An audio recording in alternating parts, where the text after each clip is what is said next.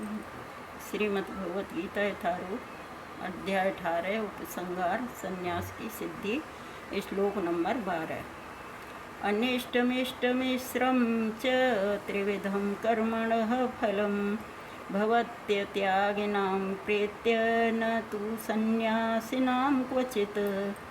जो त्यागी नहीं है उसके लिए इच्छित इष्ट, अनिच्छित अनिष्ट तथा मिश्रित ये तीनों प्रकार के कर्म फल मृत्यु के बाद मिलते हैं।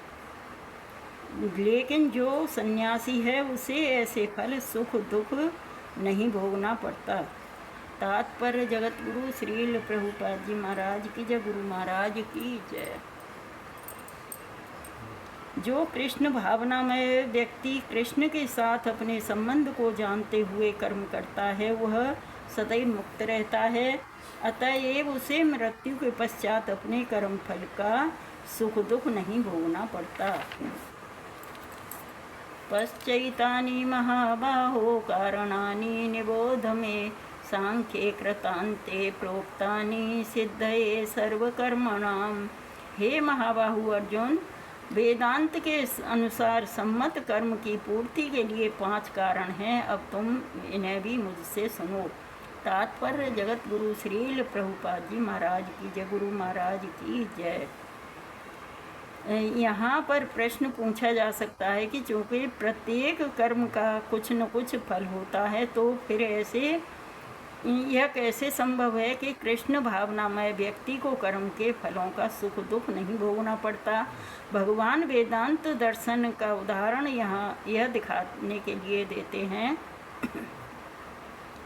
कि यह किस प्रकार संभव है। वे कहते हैं कि समस्त कर्मों के 5 कारण होते हैं। अतएव किसी कर्म का फल किसी कर्म में सफलता के लिए इन 5 कारणों पर विचार करना होगा।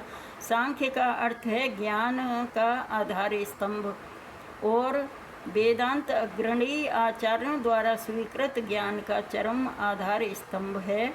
यहाँ तक कि शंकर भी वेदांत सूत्र को इसी रूप में स्वीकार करते हैं। अतएव ऐसे शास्त्र की राय ग्रहण करनी चाहिए। चरम नियंत्रण परमात्मा में निहित है। जैसा कि श्रीमद् भगवत गीता में कहा गया है, सर्वस्य चाहम हृदि सन्निविष्टम।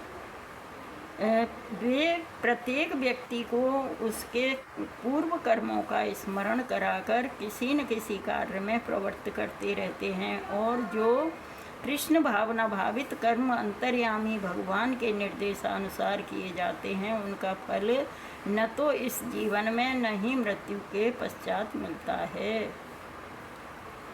अधिष्ठानम तथा कर्ता कर्म करणं च पृथिग्विधं विविधाश्च पृथिक्वेष्टा भेदं चैवात्र पंचमम्।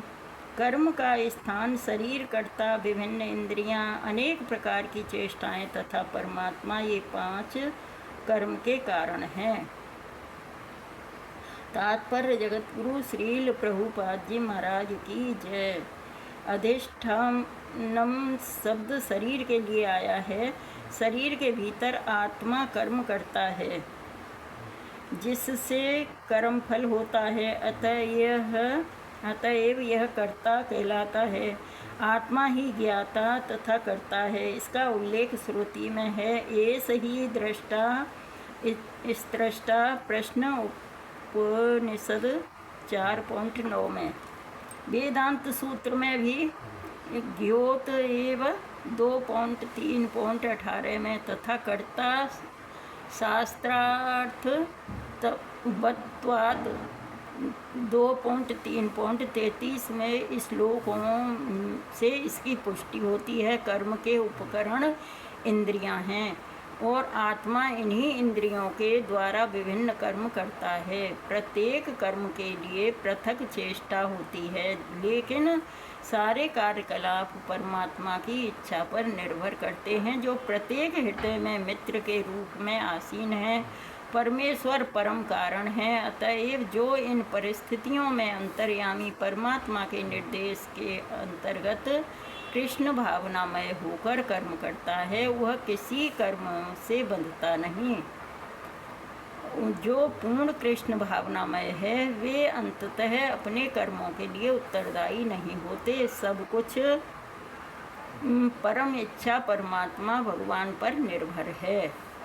शरीर बाढ़ नो भीर्य तत्कर्म प्ररभते नरः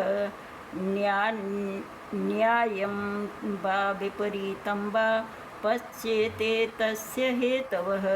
मनुष्य अपने शरीर मन या वाणी से जो भी उचित या अनुचित कर्म करता है वह इन 5 कारणों के फल स्वरूप होता है। तात्पर्य जगत गुरु श्रील प्रभुपाद जी महाराज की जय, गुरु महाराज की जय। इस श्लोक में न्याय, उचित तथा विपरीत अनुचित शब्द अत्यंत महत्वपूर्ण है। सही कार्य शास्त्रों के निर्दिष्ट निर्देशों के अनुसार किया जाता है और अनुचित कार्य में शास्त्रीय आदेशों की अवहेलना की जाती है। किंतु जो भी कर्म किया जाता है उसकी पूर्णता के लिए इन 5 कारणों की आवश्यकता पड़ती है। हरे कृष्णा कृष्ण कृष्ण हरे हरे, हरे राम राम राम हरे हरे। श्रीमद् भगवत गीता यथारूप की जय।